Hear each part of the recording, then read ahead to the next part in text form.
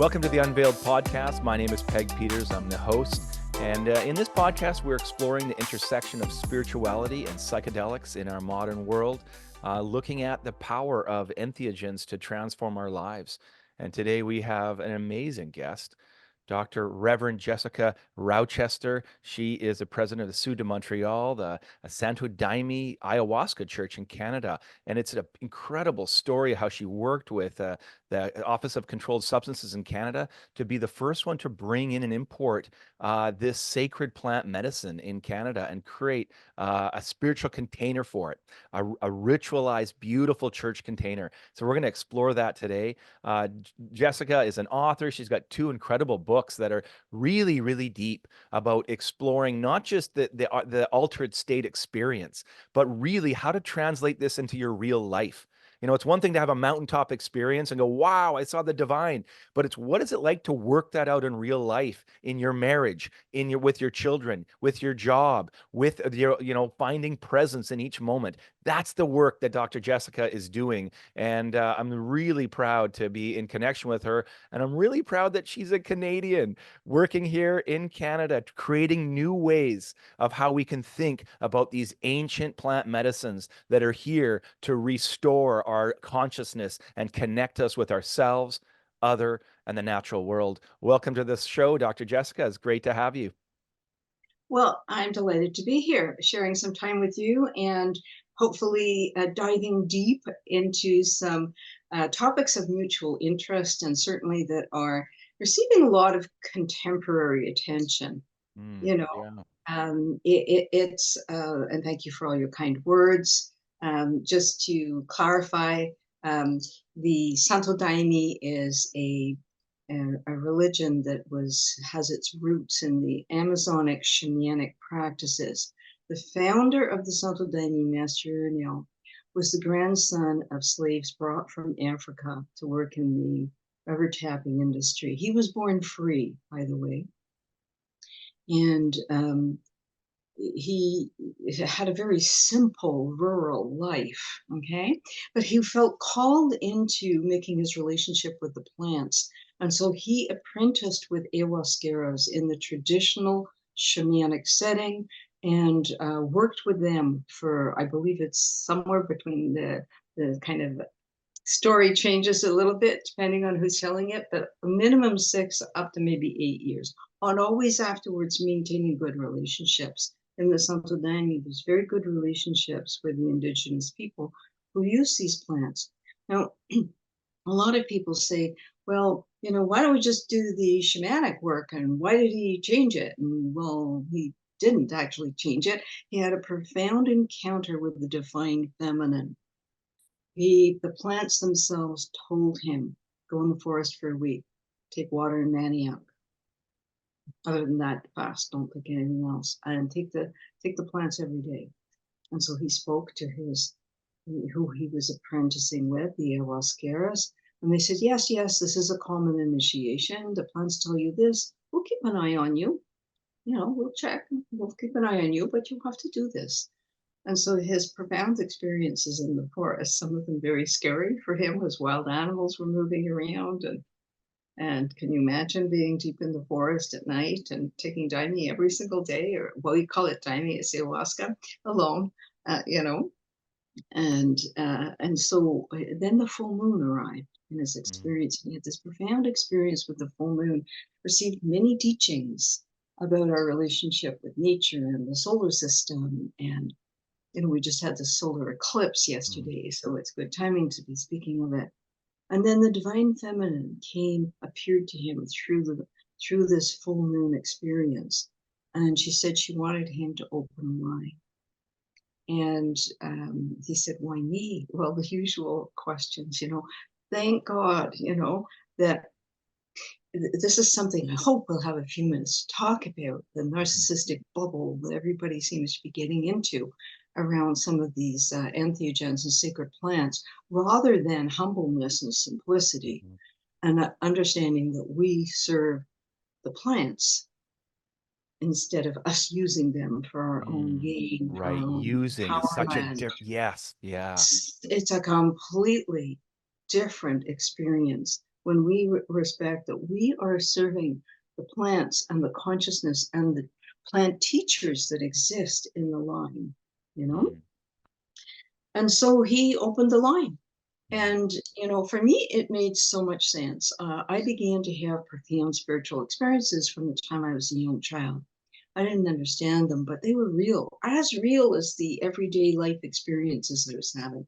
And I didn't see anything around me. Nobody talked about it. I figured you just didn't talk about these things, but I mm, assumed, does everybody have them, or is it only me? Or until I started to find little bits and pieces here of books and other people and things. By the time I was a late teenager, discovered Aldous Huxley, and so I began to mm, follow the thread of opening emerging consciousness. Okay, late 60s, early 70s blew the door open. I go through the Eastern door into mm, Buddhism and Hinduism, and had my studies that gave me so much of a foundation.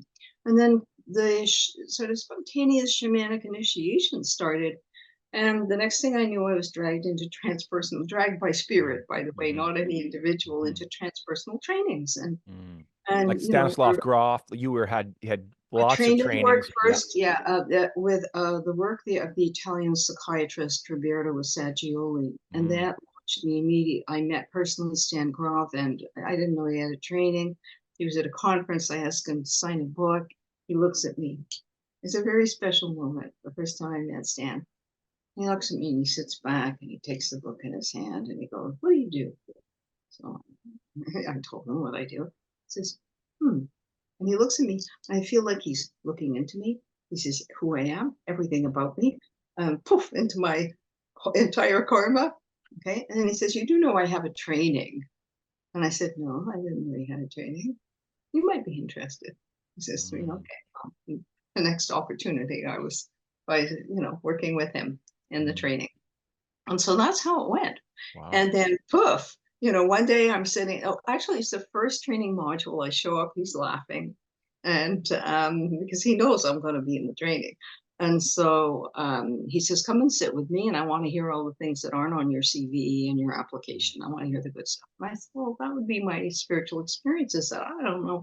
I have the Eastern, and I have these shamanic things that are happening to me, and I don't know where to put myself. And I have this raised Anglican, so I have these Christian roots." And he says to me, "Do you know the Santo Daime?"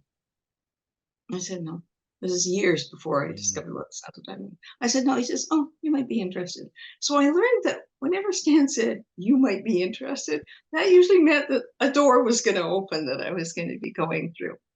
And so that's how it happened. mm, 1996, after in Brazil and Manaus, after the Transpersonal Association conference, I went up to Montréal, which was one of the main branches that broke the Santo Daime, like all other paths. After the death of a great teacher, there's branches that yeah. divide. It's just what happens. Every great religion does this, and or spiritual tradition. And so that was one of the branches. And I was learning and apprenticing 14 years with them.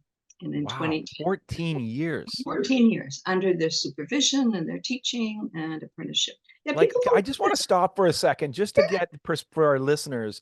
Like, we are so quick in our culture to think that, I'll take a 2 month training and I can be a shaman or whatever. We want these quick fixes, and yet these lineages, these ancient practices, they take decades of work that. and dedication. Yes, So yes, yeah, like I have an indigenous friend that works with me, and he's in the longhouse training, and I said, "Oh, how long is that training?" And he goes, "It's 20 years to apprentice to be an yes, elder."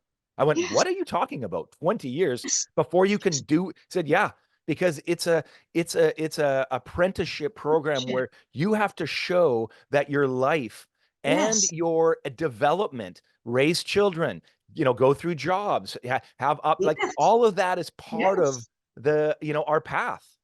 And that's right. 14 years. Wow. Yeah, 14 years.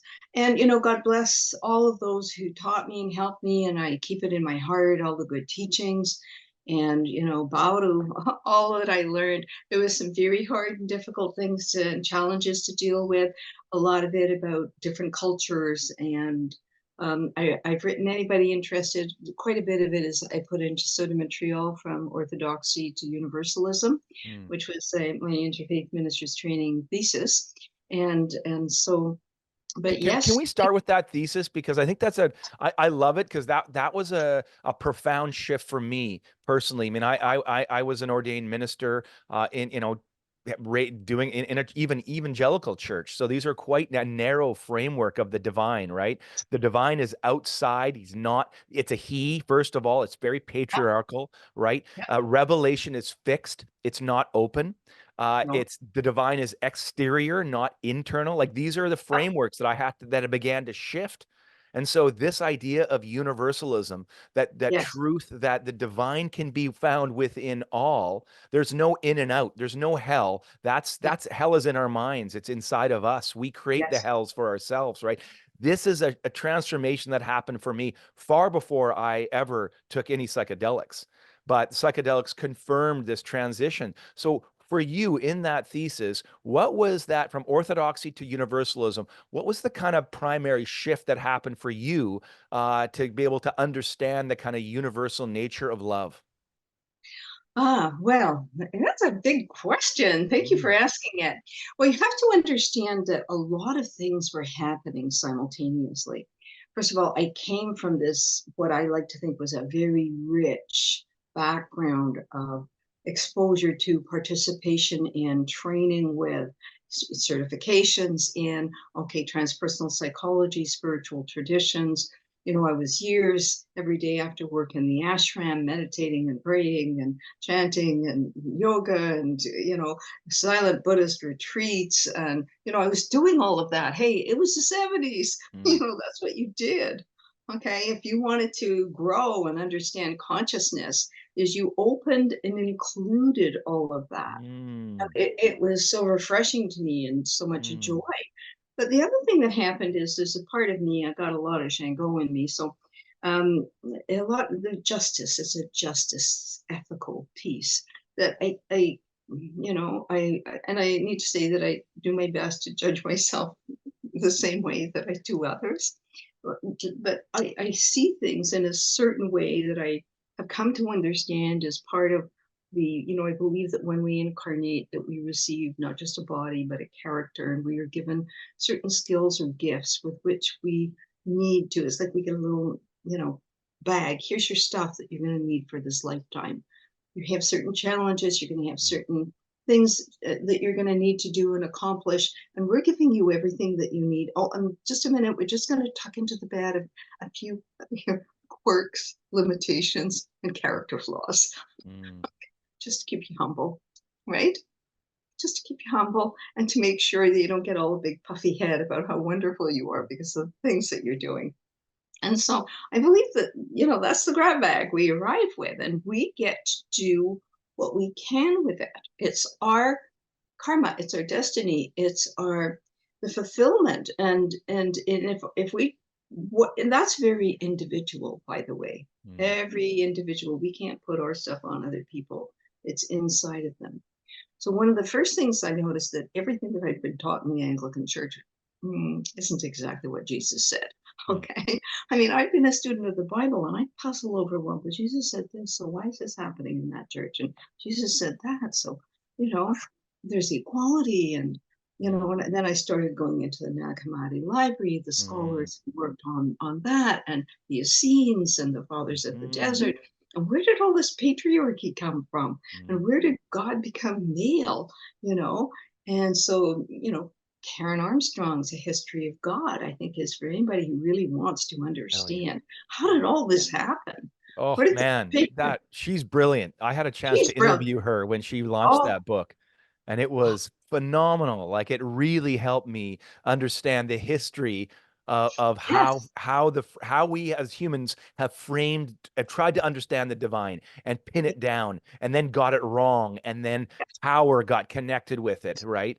So yeah, great little footnote there to Karen Armstrong. Thank you. for all your listeners, that should be on their reading Yeah. list. Okay, and if people really want to understand how do we get here and what's here about, Okay. And so if we step back and take a look at this, we can see that many things are happening because everything's speeded up. There was always the drift of life on planet Earth, the seasons, the comings, the going, empires rise and fall away, and other empires rise and fall away. It sounds like a Bob Dylan song, but anyway. And so, I have actually a hymn that has that in it too, called Samsara. The thing is when we realize it's not personal, that we're co-creating this and we're in it, but it's not personal. And then what do we experience as an individual, and how do we take that into our everyday life? And so this is a journey of awakening that each of us can take. Now, a few things have happened. Yes, the patriarchy came in, and the major presenting religions that, hold the largest percentage of the population on the earth are patriarchal, where God is kind of a male Newtonian object on a throne somewhere. Okay. Instead of, those of you who might be Joseph Campbell fans, what Joseph Campbell said was, the only problem with Jehovah is he thought he was God. Instead of he was Jehovah, he was a strong male warrior figure. Okay. And one of the pantheon of all the gods and goddesses. Okay. And then the Holy Spirit became male. The Holy Spirit was the Shekinah glory of the Old Testament. It was the void, it was the fertile, what we would now call dark matter. Okay. Right. Something that permeates the we don't even understand, that permeates the entire what we call universe or pluriverse, okay, in which all creation seems to spring from. Well, that was the Shekinah glory. How did that boil down to becoming a male figure who apparently impregnated a woman? Well, we can thank St. Augustine for that, because he was the one who made that switch. So if we look into what do we believe and why do we believe it? And then comes the entheogens. Okay. Yeah. And then all of a sudden, these plants say to you, wake up, wake up. You're going to have to, wonderful story about, the Stan Groff. He might have written it in one of his books too. I've outed him and Paul Groff so many times. Well, mainly Paul, who's a dear friend of mine, his brother. And so the first time they receive the first box of LSD-25 from Albert Hoffman arrives at their hospital. They're young psychiatrists in a psychiatric branch of a hospital. And this box arrives with a scribbled note of him saying, you might find some use for this in psychiatry. And so, being good research scientists, they decide they're going to try it. And Stan wins the toss, so he's going to take the LSD, and Paul is going to sit for him, right? He's the first sitter. And at the end of the session, in which there is a description of the session, if you're ever interested in one of his books, he meets Kali, and he's devoured, and he's disintegrated, and he experiences cosmic consciousness, and he's terrified, and he's in cosmic humor, and at the end of the experience, he says, well, I have two choices. One, I never take that substance again, or I toss out everything I thought I knew about the human mind and human experience. Wow. Yeah. So we all know what Stan did. That's I want to just pivot on this one moment for a second, because I think one of the things that has really fascinated me is, again, I grew up in a paradigm where it was about a cognitive belief in a divine being out there. Yes. When I encountered entheogens invited me to have an experience of the divine right now, inside, right here. That the divine wasn't out there, and I'm trying to call that, male God into my life and ask him into my life or connect. There was that it was an awakening to what was already real. It's already there. You just don't see it. You don't experience it yet. And the entheogen is there to reveal, to manifest the divine within. That the divine is in all of us, and that these plant medicines can open us up to the recognition of our divinity. Now, that's a paradigm shift, That's a huge, that's why this paper we published, a spirit told me a little while ago that I had, a few years ago, that I had three things to do. Mm, Okay. I had to put together a conference and it told me exactly when to do it. It's like, okay, really? First mhm, ayahuasca conference. Anybody interested? Go to our church website and the mhm, videos are there. You'll probably find a link to them on my mhm, website as well. And first ayahuasca conference, I called up a couple of colleagues. I called up Jeffrey Bronfman, who I'd known for years, and who else? Brian Rush and Cam H, and so a bunch of people. Mark Blaney and Ken Tupper, who did his doctoral mm, Ken, dissertation yeah, yeah. on my Mm, application. Okay, so that's how I had got to know Ken Tupper. Wonderful, all wonderful people. And I said, hey, I want to do a little one-day conference. Are you in? And they said, we're in. Just kind of cover my plane mm, fare, don't give me a penny, mm, I'll just give it to charity, but we're in. So we had this wonderful one-day conference, which kind of opened a whole lot of things. And then I was shown, you know, okay, you have to do this little research thing. So I sat down with a couple of colleagues and I said, you know what, I'm concerned about what I'm seeing in the landscape around psychedelics and entheogens. I think people don't understand. They don't see what's needed. We need to talk about education, credentialing, ethics. We need to talk about these things. There's no conversation. Everybody's setting up clinics and serving and getting a little, 3-week training mm, certificate. I'm now a psychedelic facilitator. My training with Stan Groff to be a holotropic breathwork right. facilitator took me more than 2 years. Mm, Okay, attending all the modules and mm, doing all of the mhm, supervision. You have to be supervised, and then starting the workshops as a trainee, working under somebody certified. That took me over 2 years. Okay. And I mm, don't understand how people, and that's to sit with no entheogens, with no psychedelics. That's just sitting for holotropic breath work. And Stan says, that's mm, fast. I was able to do it fast because of the other trainings I had. But, mm, he had, normally the average is 4 to 6 years to do that. So as you say, someone goes and does a month or 2 months somewhere and they have this little certificate saying, now I'm a whatever, fill in the blank. It's like, wow, Jessica, like it's about training the person. This isn't about learning like, oh, I've got to, learn how to weld or something. This is about, the character okay, welding is development. complicated. You need to apprentice in Yeah, that. there is some Most skills, things in but life, it's most yeah. things in life are apprentice. Mm, Music, carpentry. We yeah, can name them, and to the be good at craft. it, you have to work years at it and put your Hmm. soul into it. But here we're coming to part of the problem. Part of the problem is kind of Western civilization mentality, really driven by our very dear neighbors to the south, okay? Because they have a loud voice with, they do, on the American nation. I'm not talking about the people, almost all the people I've ever met in my travels, lovely. I have so many colleagues there. I'm grateful for them as neighbors, for all the good that they do, etc. But their culture is a loud culture. Was it our former Trudeau the Elder who said that being neighbors, having the Mm, longest border in the world with the United States was like sleeping with an elephant. Every hmm. time they moved, you couldn't Yeah. help but feel it. And so their culture is a very big, important part of what's happening right now. And it's kind of the shift that's happened in the last few decades, okay, in which kind of instant spirituality is what instant enlightenment, instant spirituality, instant gratification. Um, I don't know how else, it's like a Mm, fast track.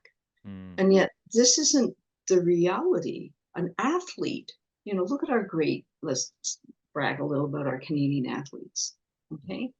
How many years do they train mm, before they even get to nationals? mm. Yeah.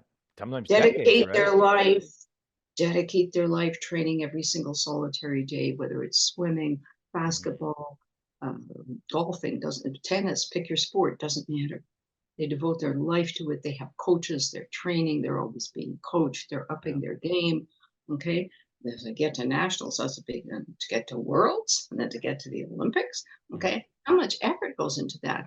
Why are we handing our consciousness over and our vulnerabilities over mhm, and our mm, belief systems? And here's where mhm, it gets really deep. Okay. Why are we handing them over into mm, situations that we're not exactly sure what that person Mm-hmm. is going to be doing or what Mm-hmm. they understand or what their map is, you know? And so there's such a broad conversation now about what's needed. So that was item number two.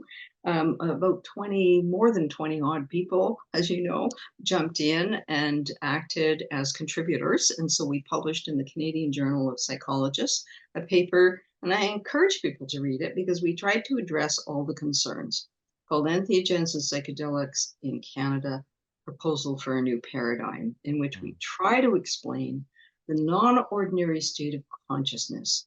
And that's so key. If you don't understand the non-ordinary state of consciousness, you're not going to get what these plants and substances do. Mm. So we tried to explain in the most clean, simple, yes, academic, it's an academic peer-reviewed journal, but we tried to keep it as simple as possible to explain non-ordinary states of consciousness and how working in non-ordinary states is different from working as a dentist, as an accountant, as a regular medical doctor, as a traditional psychologist. Mm-hmm. That many things have to be considered. And we wrote about credentialing, education, and ethics. On the need for, there's a difference there because there's no apprenticeship. Mm. There's no Yeah. apprenticeship. No, that's a Okay. big missing gap. Okay, because there's no apprenticeship, because there's no non-ordinary state of consciousness that is integral to Western civilization, or let's just say North American. Mm. Okay, yes, the indigenous people had their rituals that included Yeah. non-ordinary states of consciousness. All the time tested true prayer, meditation, chanting, fasting, dancing, Drumming. indigenous Yeah. trance singing, Mm-hmm. trance dancing. This is but a few things. It's non-ordinary states of consciousness and community setting. Ooh, that's key. What you just Oh, said lit me up. yeah, This huge, is a conversation. huge. Let's talk about community and the container of not just an Yes, individual healing on their yes, own, but a yes, collective connection to other yes, human beings. This is the container we need for these medicines.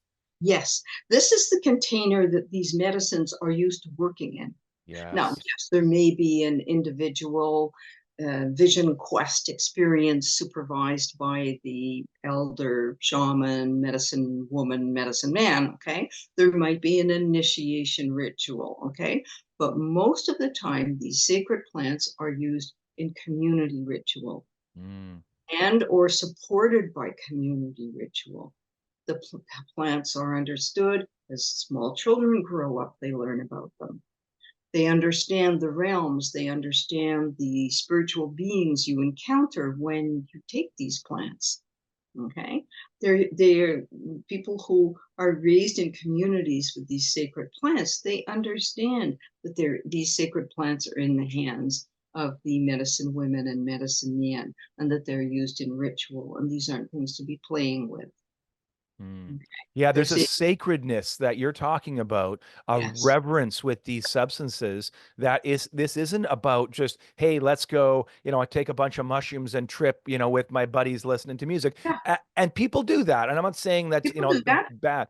I'm saying for transformation and for Yes, growth, these have to have ritualized containers in community, linked into traditions of eldership and apprenticeship. yes, This is 100. what we need. Yes, this is what we need. And I discuss that in my books. Hmm. We address that with all our wonderful contributors. We examine that and discuss that in this paper we published. Okay. Anyway, so the third item is I was showing you have to publish your books now. I had actually I gathered and written the book over a period of about 4 years because for 30 years I was making notes and putting paste-its and stick-it notes in Mm-hmm. all my books and stuff as to passages and things like that. And I always knew I was going to be writing a book. I wrote a book of 600 pages. So we're now at about 2010. There was a lot of changes that were happening. We were taking the church independent. And so I had a wonderful editor, and she says to me, the publishers can't publish a book this size. And then Spirit said to me, put it on one side. I was like, hey, I worked so hard. You're telling me to put it on one side. What am I putting it on one side for? And it's like Spirit said to me, focus on the exemption. Mm. Okay. I didn't realize, but we got the news 2012 that all my hard work from 2000, 2001, all those efforts with the OCS and the reviews and the meetings and the what have yous and the science and everything. Okay, the Conservative Party came in a majority and they closed everything. They closed me, they closed Insight. You might remember they Yeah. closed Maddie's work. Okay. So Insight had the money and the funding and the backing to take them to the Supreme Court, the Conservative government, which is what they did, and they were able to reopen. We didn't have that in our bank account. We didn't have a few million to get it up to the Supreme Court. So I sat down and I said, okay, we need a different tactic. I've been working diplomatically. I'm going to keep doing that. Okay. And so we kept continuing to work. The OCS, I just had to do chapeau. I think I'm on director number 9, if not number Wow. 10. So the This OCS, Office of Controlled controlled Substances, that substances controls substances in yes, Canada, which you in have Canada. to work It's a through yeah, in it's a order to bring division of in Health Canada. ayahuasca. It's a division of Health Canada. Yeah. And I have to say that I respectful, if, dedicated to their work, extremely respectful. I only have, I got on a first name basis with most of the Mm. directors. They were completely supportive of the application. They were just as cranky as I was when it got turned down. But hey, policy is policy. And so continued to work and in hired government relationship experts, and Mm. understood that we needed to educate our government on what on entheogens, non-ordinary state of consciousness, on our particular religious practice.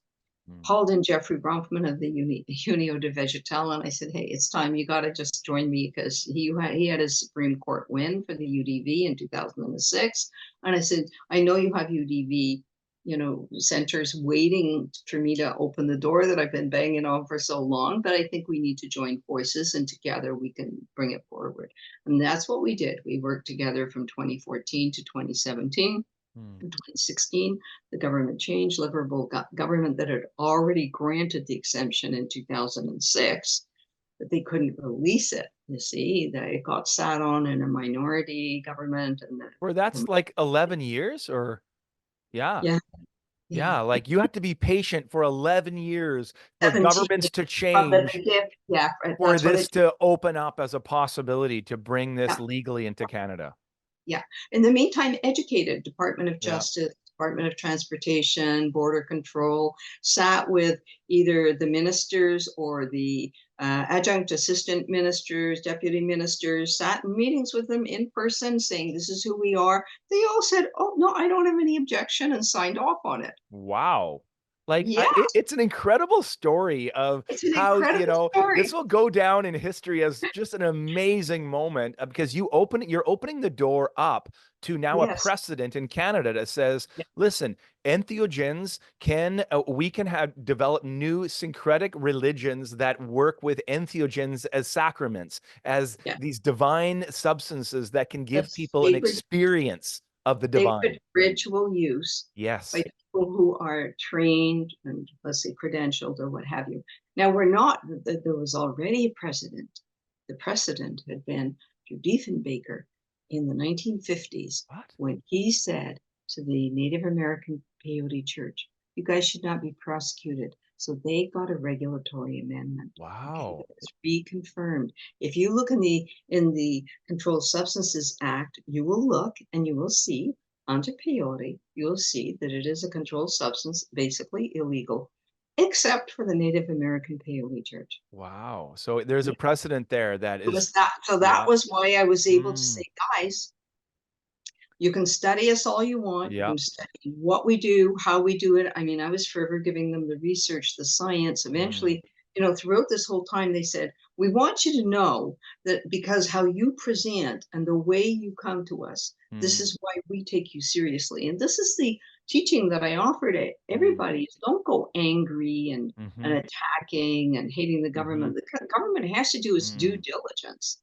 mhm, And it just has to. And sometimes it's held down by other factors that, so keep your respect and work with and be patient, you mm, know. So, yes, our application and then exemption opened the door mm, for everything else that has followed through, mm, including a lot of the compassionate work. Because what we did was I had to prove that these sacred plants are Mm-hmm. safe. And so, Mm, in doing so, they looked at this. Now, I don't ever speak about, I can't be a representative or speak for the psychedelics. I'm, I mm. can't because it's not my field. I haven't Right. done, I mean, You work with entheogens. yes, I Psychedelics would, is a scientific term that's applied to things like LSD and other substances, yes, maybe MDMA, if or yes, ketamine. all of those, Yeah. all the Yeah. pharmaceutical grade, excuse me here, Yeah. all the pharmaceutical grade psychedelics. This is where in our paper we make a big distinction. Sacred plants used traditionally for tens of thousands of years. Mm, Obviously, if there's problems, the medicine men and women figured out which people can't take it and etc. Okay. Now, psychedelics are a pharmaceutical grade,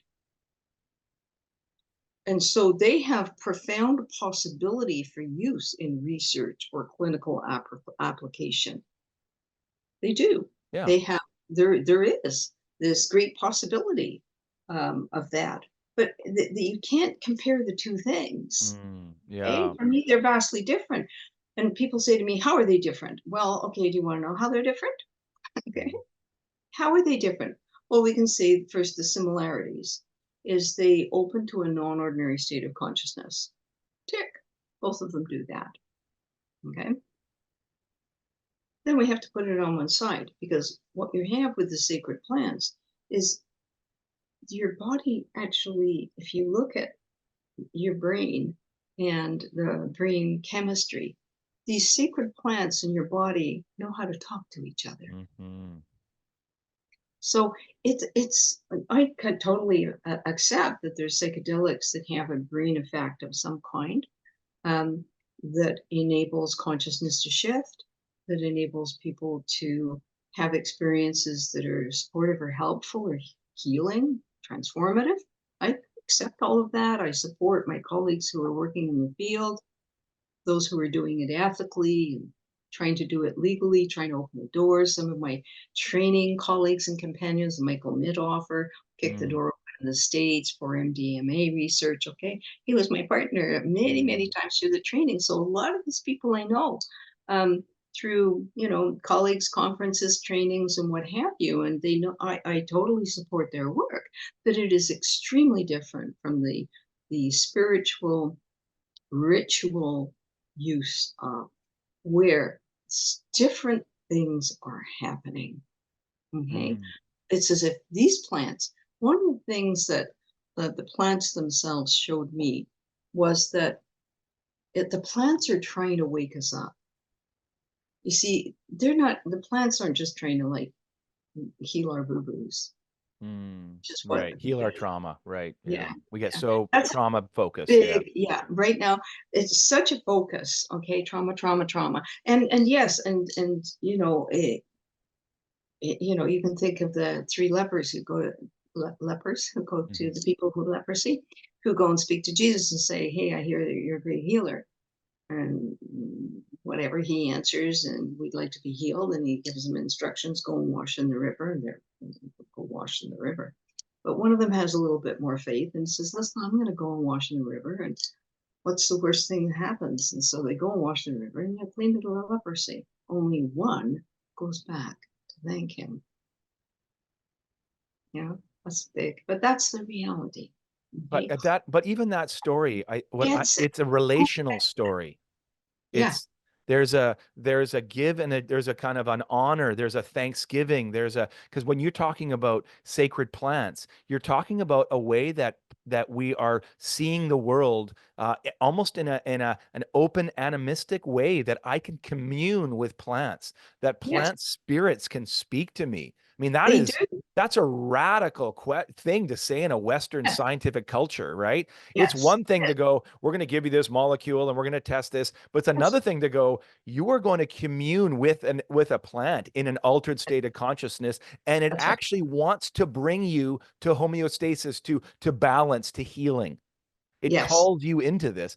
I mean, yes, we need containers to help make sense of that. We yes, need histories, we need teachings, we need yes, elders, so that those That's why I wrote my revelations, books, and that's I why know, I love it. I mean, it was crazy. It's like, put it on one side. It's like, what? I worked so hard now. I put it on one side. Put it on one side. Okay, I put it on one side. And that's when Spirit said to me, by the way, you're going back to school. Okay. Mm, So here it is, 2010. All these things were bowing and closing mhm, to the branch of Santo Daime that we've been. We're becoming an independent center. We're, shifting a bunch of things, and Spirit's giving me, and I'm saying, you have to be, you're just joking me, right? And it's like, oh, no, by the way, you better sign up because registration is right now. Okay. So, really? Okay. So I sign up for this. And I'm asking Spirit, like, why am I doing this? And okay, forget it. I don't know why I'm doing it. I know I just need to do it. And I totally loved it, by the way. I totally loved it. And they all laughed when I put in my application and I saw everything because 90% of the books that were on the curriculum I'd already read. And I already had my favorite parts mm, highlighted. I mean, I just like zipped through the course. mm, Half of the papers I had to write, I already had draft notes on them and everything. mm, And so they said to me, we work with, um, this particular university, and we have master's and doctorate degrees. Are you interested? And I said, well, maybe. Can I get a doctorate in divinity? I mean, I'd mm, done a lot of training at this point. I had a doctorate from 30 years earlier, okay, in another field. And I said, can I get do they have that? And they said, yes, but it's, as you know, might know, doctorate in divinity is a different set of qualifications. mm, You have to have, which I already had. I'd already had the church there for mm, 14 years.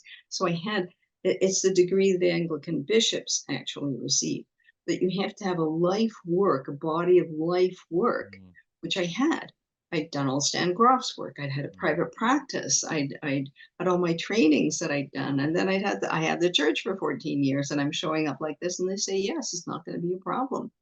And so part one of volume one in quite a different form became my master's thesis, mm, and part two became my doctoral mm. dissertation. All I had to do was tweak it into different forms and stuff like that. And then when I'd all finished in 2014, I said, okay, now what's next? Mm, Okay, work on the exemption. You got to get it this time. mm. Okay, so 2017, that's when that happened. Wow. What a And then after beautiful that, life. yeah, Yeah. after that, it's like, when do I get to publish my books? And so that happened all of a sudden out of the blue. Mm, Many things happened. None the least was my husband. He had a serious accident, broke his mm. neck, had Oh my. quadriplegia. He's in long-term assisted living. Oh I had to my. sell the house, buy a condo, and renovate completely. I mean, it was a phoenix, Peg. It was a Wow. phoenix. When Everything. was that? When did that accident happen? 2018. I mean, we got Wow. the exemption.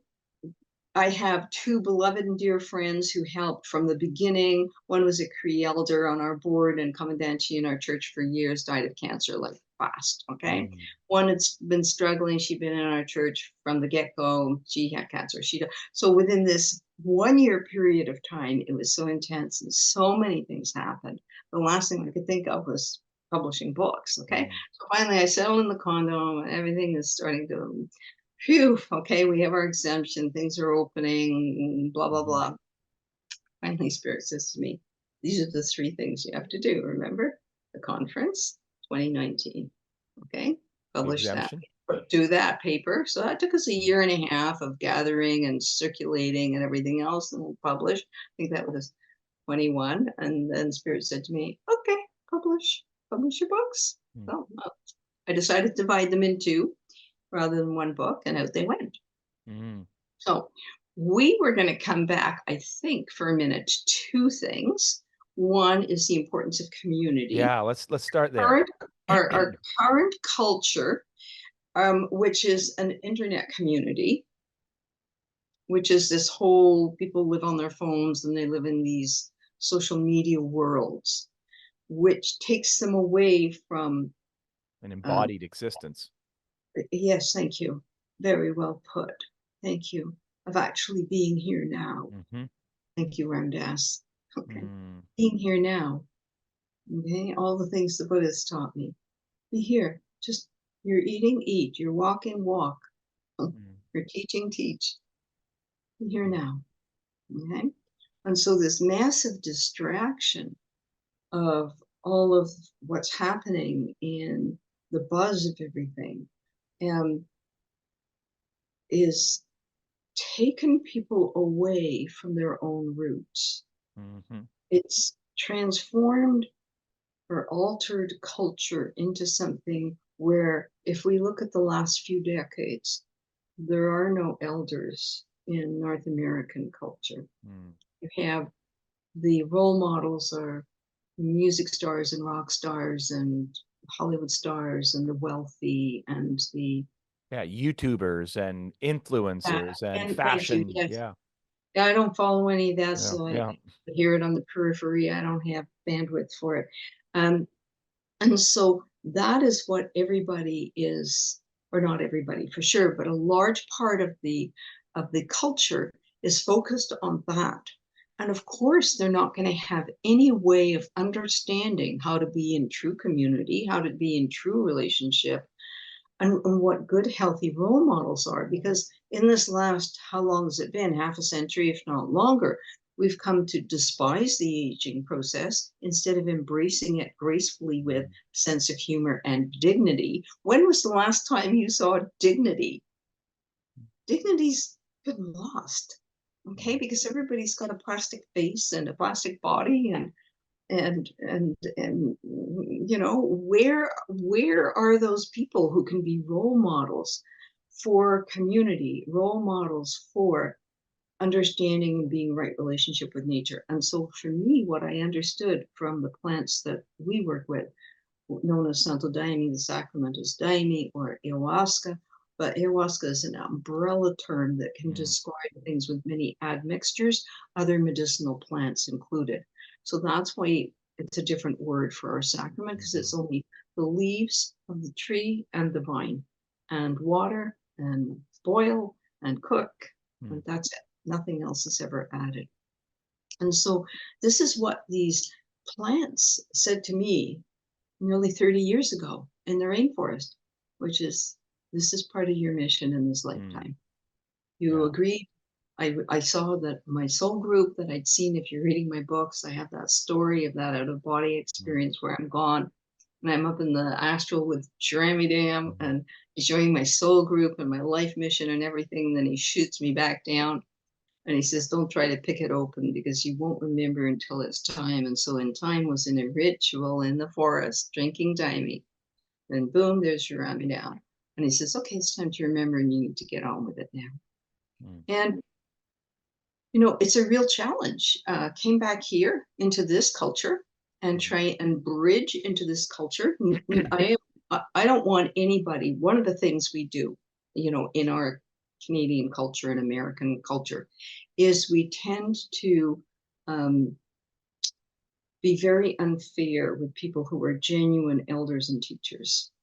Jack Cornfield, one of my Mm. teachers, he wrote about this beautifully. After the Ecstasy, the Laundry. And it Yeah. was based on that book in, when was it published? 1999, maybe 2000. He said, if you have joined a path that doesn't have a code of ethics, sit down, write your own, take it to Mm. the elders, which is what I did. So the code of ethics that is now, of course, ours, it's been adopted. Many people have adopted Mm. because we have a little note, please, if you don't have a code of ethics, for ours, you know. Beautiful, generous. Yeah. I wrote this code of ethics. I've written now 3 for different organizations, Mm. and about how to be, because there's big ethical problems down in some of those communities, Yep. Yep. big ethical problems down. Yeah. And where does the corruption come in? Mm. Well, if you listen to what Jack Cornfield has to say, he says, we don't take ownership of what we do in our culture, which is we treat gurus and teachers and elders like rock stars. Mm. We put them on pedestals and we fling money and substances and privileges and whatever else at them, and then we're all offended when they're corrupted. Mm. Mhm. Okay, Mhm. we have to, as a culture, we have to take responsibility that we didn't learn in our communities how to treat and respect Mhm. elders. Mm. We didn't. And so we have to learn.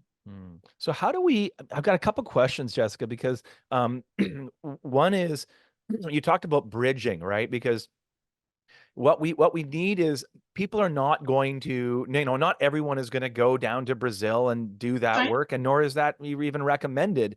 It's Yeah. how do we bring this entheogen, beautiful Renaissance into and build communities of safety, eldership, apprenticeship within our culture here in Canada, That's right? And right. that's one of the, like, for me, that's kind of my reason for existence, is to say I'm not interested in psychedelics. I'm interested in entheogens that are Mhm, part of a container where we mhm. can develop ethical codes, where we can develop groups, where we can develop facilitators that learn how to do this and serve the sacred mushroom, and then bring people into a community. You don't just do this and now you're by yourself. You need to be, vetted and have this relationship with other people so that your day-to-day life and your weekly life and your monthly existence can be connected in a community. This is how human beings need. This is what they need. And I think that these sacred plants can create new communities for us. They can help us connect in deeper ways. And so this is deep to me. Yes, and it's possible because that's what they did for millennia upon millennia, is they worked, the community respected the plants and the plants worked within the community. Mm, Okay. And that's what, you know, certainly in our little church, and we've had probably, I think it's 11, maybe 12. We just have two other points of light that are probably going to be opening this, certainly this year.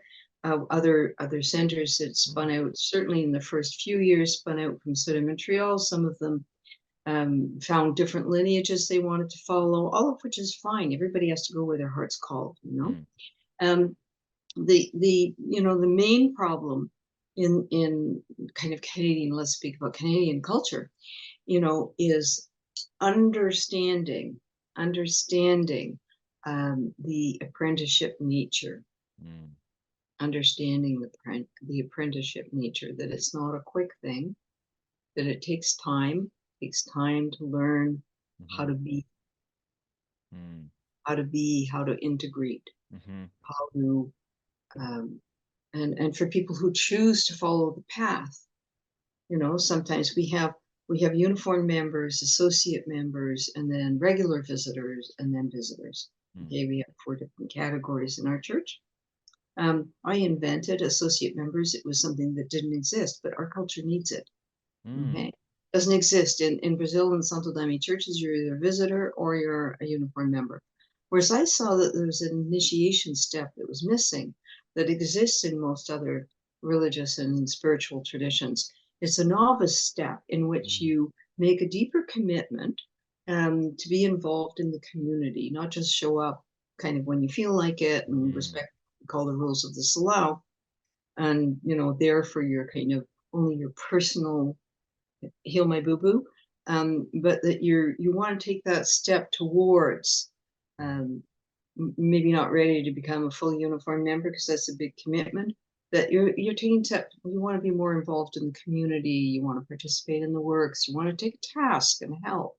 Okay, so you see, there's this step of coming into more service, mm. and not just drinking, do Right, my healing and leave. right, right. And so that's the kind of initiate, you know, visitors, regular visitors, Mm, associate members, uniform members. We'll have lots of people who will visit once or twice, they don't come back. It's too right. scary. There's too much commitment and responsibility, Oh right? yes, I in any given year, I have at least two people who will come to me and say, the plants or the daime told me that I either get fully committed or I leave. Mm, And it's not coming from us. We don't right, solicit. right. You're No. you're gonna feel that call, yeah. Yeah. If you feel the call, it's up to each person Mm, to answer the call. Very Joseph Campbell again. You answer the call or you refuse the call. yeah. It's as simple as that. And Mm. you know, Yeah, I what's more think, to say about yeah, that? The like call is the call.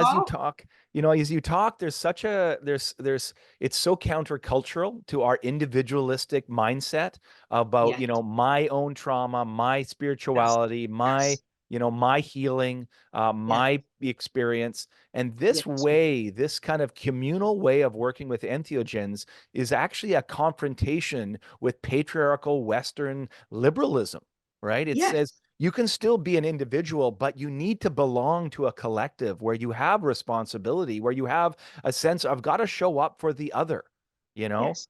And that is something so missing in so much of the conversation around psychedelics.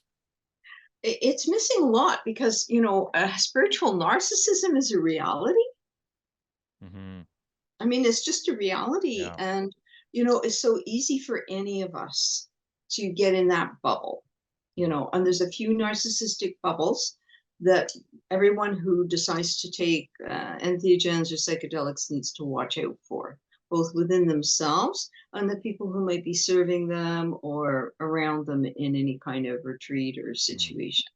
Okay, we have mm, what we call an advisory for external events. People can find it on our website where I'm saying, hey, you're going to go do something, then hey, ask these questions. What are you mm, taking? How was the person trained? How were they credentialed? mm, What are the belief systems?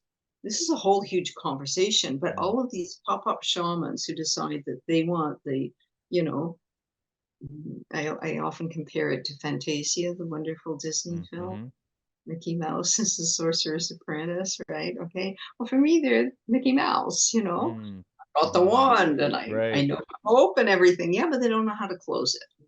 Mm, They mm. don't know how to ground it. They don't know how to help it. And it's all Yeah. about look what I'm doing. Mhm, I'm doing this. mm, mhm, So instead, mhm, they're back to instead of serving the plants, mm, it's kind of a distortion of some kind of mm. power or need or and Kyleta Taylor, she addresses this In her brilliantly book on in ethics.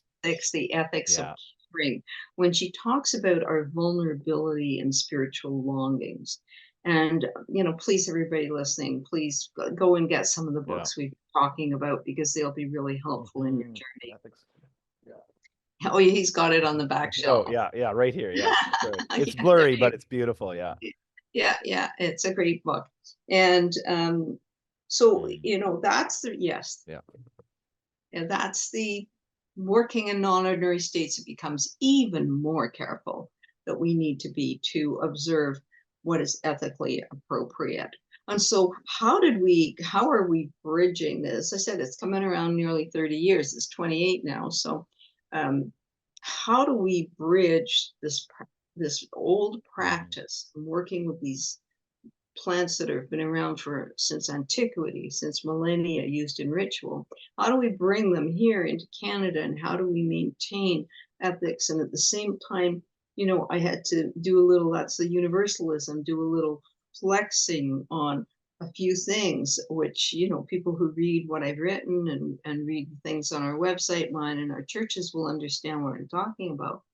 And we changed the women's uniform based on a vision that I had because the traditional Santo Daime women's white uniform is like, it's not going to work here. mm, Okay, it's not going to work. And I saw that the men had removed all the things that I felt that I was shown were not, they were a distraction. mm, Okay. The men had them and they'd removed them from their white uniform. And so seeing this kind of patriarchal system, I speak about in that one paper, Said Montreal Orthodoxy to Universalism. I speak about being the patriarchal system and how here I am, a woman called by Jeremy Dam and Master Neil to open the line in Canada. Here I've got the exemption in my hand. And, these male comitivas would come in and sort of elbow me down the table. mm, And I wasn't even allowed to serve the daime. I know, because I was a woman. And I would ask them, I would say, you know, please explain to me mm, why did Master call me a woman? Why did Shrimp give it in my hand to do this? And I said, you mm, arrive and you ask me who serves the daime, and I mhm, say, I serve the daime. And they sort of look mm, at the ceiling and roll their eyes, you know. And I can't stay under that. And I remember asking right up in the very early when I was really the only person in uniform. I said, "What do I do? I'm a woman. I'm not supposed to serve the daime." how is this possible? Do I hand it to a visitor and ask Mm, them to serve? mhm, I mean, mhm. it didn't even make Wow. any sense for me, you know? And so when I went back in 2011, went back to Brazil saying, okay, on the hunt for, and had called all colleagues and friends and looking for a single sacrament. No, because some branches use that was my big problem with the branch we were connected before. A lot of the churches in that line mix it with cannabis, high THC cannabis. Mm, So Mastery said not in the community. I'm always single sacrament, no other substances in, around, before, 3 days before, 3 days after. And so I was looking for an ethical single sacrament church that was good in their community, did charity. A dear friend pointed me in the right direction.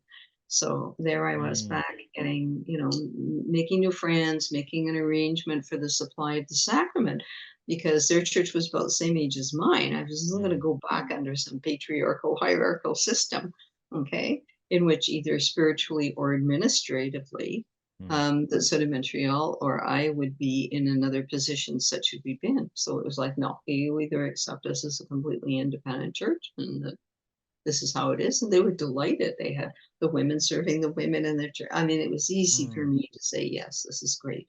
They get it.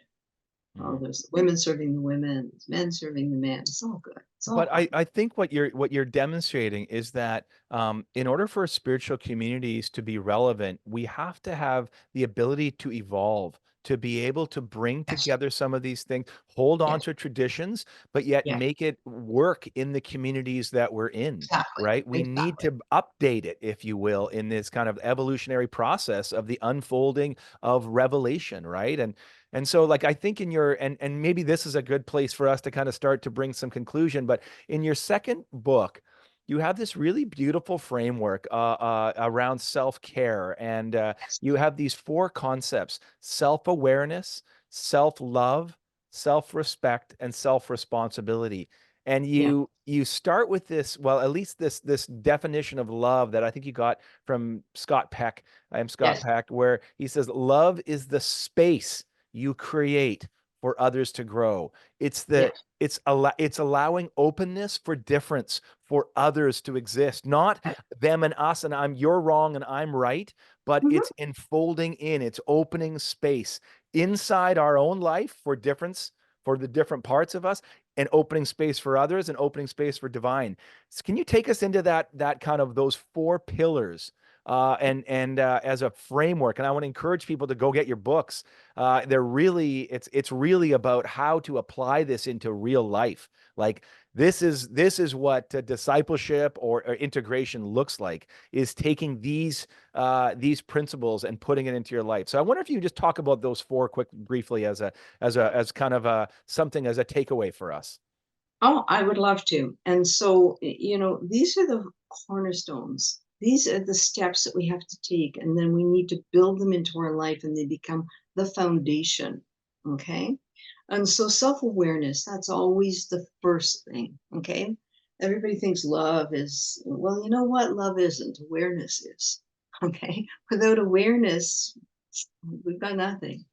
And so the practices of awareness and how deep these practices, and we're right back to our culture does not have a non ordinary state of consciousness as a part of its culture. You can go to the Far East, you can go all around the world, you can go like Brazil, you can go South America, Central. They all have these, you go to a crossroads, there's flowers and a candle, and there's temples everywhere. People pray on the streets. People meditate, people, spirituality is part of their daily experience, is part of their practice. We are spiritually a desert in Western civilization. It's been filled with new age pseudo stuff, which is all self-oriented about me and what I can get. Okay. And it's a distortion through, I'm sorry, I've gone on a bit of a tangent, but it Mhm. feels so important. It's kind of the distortion of some teachings about the law of attraction and things like that. I remember I talked about this, having a conversation with my Bashina, an extraordinary medium who I had the joy and privilege of doing retreats with her and learning, training in some of my mediumship with. And I explained to her what people were doing with this new age nonsense of, visualize the BMW on your, and about how it's all about materialism, and what you were saying earlier. So there's this huge focus on materialism, what I have, and then what I do. Okay. And and then there's this huge focus on what you were referring to before about personal, and it has to be what I feel. And what I feel overrides facts, and what I feel overrides reality because it's what I'm feeling. And it's like facts and reality just kind of fall off the shelf. Okay. So self-awareness, this doesn't exist in other cultures where they have these non-ordinary states of consciousness embedded within the culture, because you have that reality check. Awareness, Mm. awareness, awareness. So that always has to be the first step. Then self-love. Okay, usually we could talk hours about love and what it Mhm. is and what it isn't. But it just needs to be there, because if we don't love ourselves, it's really hard to love others. Yeah. The deep sense of compassion for, Yes, for ourselves. This inner critic voice that needs to begin to be worked with and gentled, and yes, find the deep sense of love inside. yes. And that we're not the source of it. All we are is a channel for it. Mm. And when we get that that's what we are, you know, and that's where the humbleness comes in, that I am just the channel for this. Okay, just the Mm. channel for it. And that if I clear away all of the beliefs and attitudes and behaviors and perceptions that are faulty, that are in the way, and that's where awareness does that work.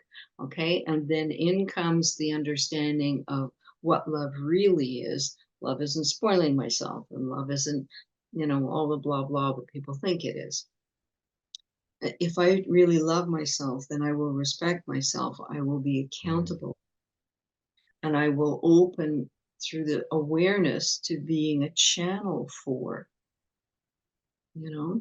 Mm. And so then we have self-respect.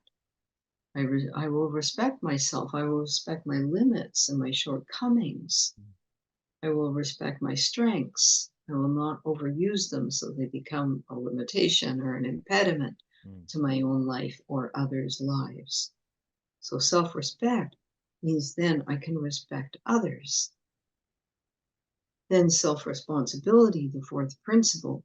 If I am responsible for myself, I'm responsible for my body, for my thoughts, for my attitudes, for my decisions, for my choices, Mhm. for my words, for my actions, for my attitudes.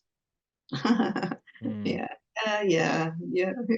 I know it's Mhm. hard, eh? Gee, I got to own all that. Yeah, I got to Mhm. own, Yeah. you know. Wow. And so when those things are in place and we're working with them, now every day will be different, and we'll have days where we're better able to keep a balance of that, but we're human, and so we're going to fall down every now and again, and we're going to pick ourselves up and learn what we can learn from whatever it is that we've been challenged with, you Mm. know. Mhm. And these four principles, I think, are essential to well-being.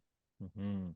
Mhm. And I think they're essential for well-being, and they're such a great starting place. If someone is going, "Hey, I've had a, a divine encounter. I was, I was had an ayahuasca or a mushroom trip or a psychedelic experience." These principles become very good guiding tools for someone. That's what they're there for. You want to integrate, get your book, Read my buy books. your book and start putting this stuff into practice, folks.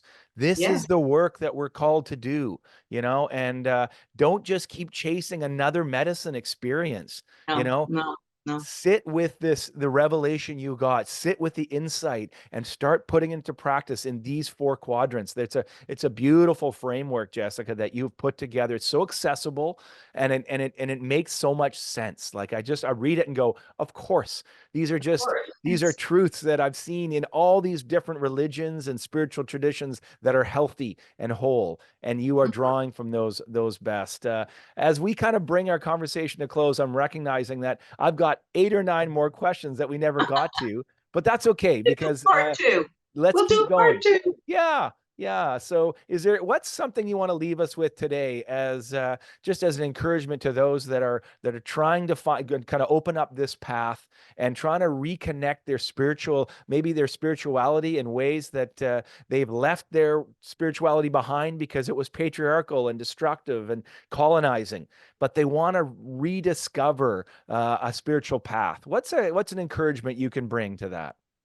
Well, I think the first thing would be to trust your inner wisdom. Mm, Trust your inner wisdom and be wise. Go and read the mm, advisory for external events. If you're going to do any exploring, make sure you do your exploring in a very wise mm, and self respecting way by doing your homework on it. There's far too many experiences that are happening from people who are genuinely searching. mm, And we can break that down into genuinely spiritually searching. They want to find something that feels like a spiritual home or community where they can meditate, sing, pray, and have a talk with people who share similar values. mhm, Okay. And then you have people who just want to, like the three lepers who went to Jesus, they just want to get well. mhm, They don't think they're interested in spirituality. They have a something, okay, and they just want to get well. And to those people, I would say, may light guide and protect you, and please come to understand that in the transpersonal field, we look at illness as an opportunity. mm, It may be horrible and difficult. I had cancer. I'm a cancer survivor. It's 30 years ago, so I'm good. Thank you very much. mm, Um, but so we have difficult challenges to face in our life, and make sure that you get the tools that you need. mm, Seek out the elders, therapists, mm. guides, facilitators who you, yeah, you have to investigate them.